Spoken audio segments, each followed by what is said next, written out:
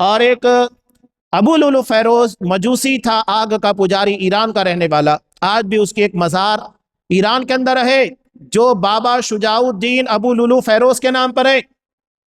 یہ اہل سنت والجماعت کے لیے بہت بڑی تنبیہ ہے۔ جسے ہم ہیرو مانتے وہ ہیرو نہیں ہے، سب سے بدترین دشمن ہے مسلمانوں کا، سب سے بدترین دشمن۔ حضرت علامہ ابن تیمیہ رحمۃ اللہ علیہ کہتے ہیں کہ یہودیوں سے کہیں زیادہ بدترین دشمن مسلمانوں کے رافضی ہیں، سب سے بدترین دشمن ہے۔ یہودی کھلا ہوا ہے، ایک مسلمان دیکھنے کے بعد پہچان جائے گا کہ یہ یہودی ہے، اس سے کسی بھی طریقے کے ویوہار، کسی طریقے سے دین اسلام کی باتیں نہیں لے گا۔ لیکن جو رافضی ہوگا، جو اسلام کا لبادہ اڑے ہوئے ہے، تو وہ آئے گا۔ اور اسی میں کا ایک بڑا نمایاں چہرہ ہمارے درمیان انجینئر محمد علی مرزا ہے، جو انتہائی بڑا دجال، چھوٹا موٹا دجال نہیں ہے، بہت بڑا دجال۔ میں یہ یقین کی بنیاد پر کہہ رہا ہوں کہ جس طرح وہ دھوکے دیتا ہے حدیث کے نام کے پر، اور جس طرح لوگوں کو جھانسا دے رہا ہے، یہ دجال کا ہی کام ہے۔ دجال کا مطلب کیا ہوتا ہے؟ دھوکہ دینے والا۔ حدیث کچھ اور ہے، بیان کچھ اور کرتا ہے، لوگوں کو ایسے گھما پھرا کے لاتا ہے۔ ایک مثال میں آپ کو دے رہا ہوں، بات سمجھ میں آ جائے گی۔ مناقشہ چالو ہے، ڈیبیٹس۔ قاری خلیل الرحمن حفظ اللہ، انہوں نے بخاری کی روایت پیش کی کہ آپ صلی اللہ علیہ وسلم سے سوال ہوا۔ کیا سوال ہوا؟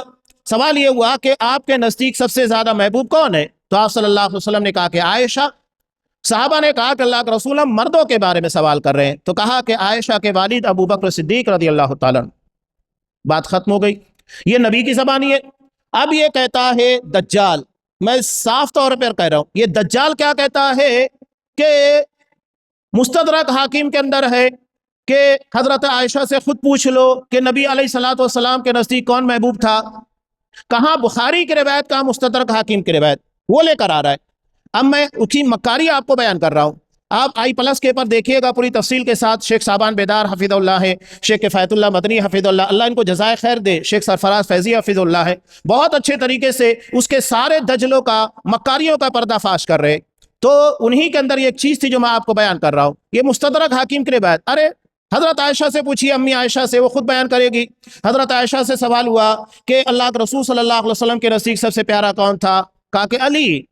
تو کہا کہ اس کے بعد کہا کہ علی کی بیوی فاطمہ، نہیں، پہلا سوال ہوا تو کہا کہ فاطمہ سب سے زیادہ، کہا کہ نہیں مردوں کے بارے میں، تو کہا کہ فاطمہ کے شوہر علی۔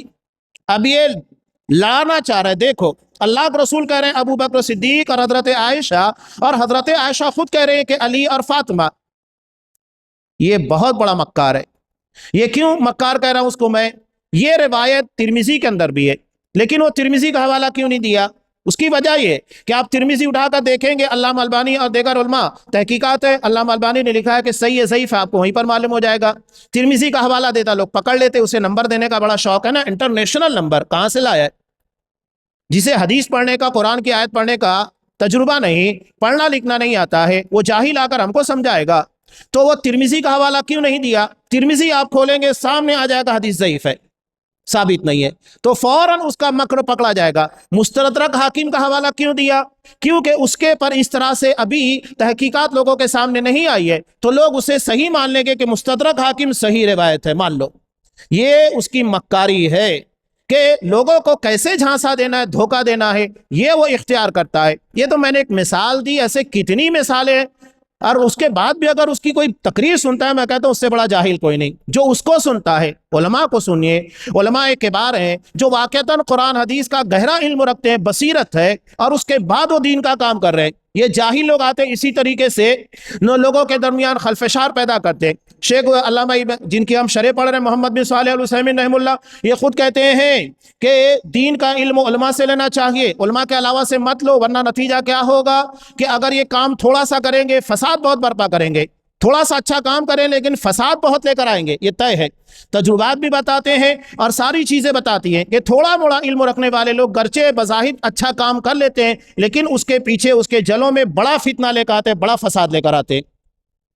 یہ ہمارے علماء ہیں جن کو اللہ نے قرآن حدیث کے پر گہرا علم دیا، اور اس بنیاد کے پر یہ باتیں کہتے ہیں، بصیرت کی بنیاد پر۔ اسی لیے کہا جاتا ہے کہ بار علماء سے، اللہ نے جن کو قرآن و حدیث کا گہرا علم دیا ہے، علماء سے قریب رہیے تاکہ اس طرح کے فتنے، گمراہیاں آپ کے قریب نہ آ سکے۔ تو یہ انجینئر کے بارے میں نے اسی لیے خاص طور کے پر بیان کیا۔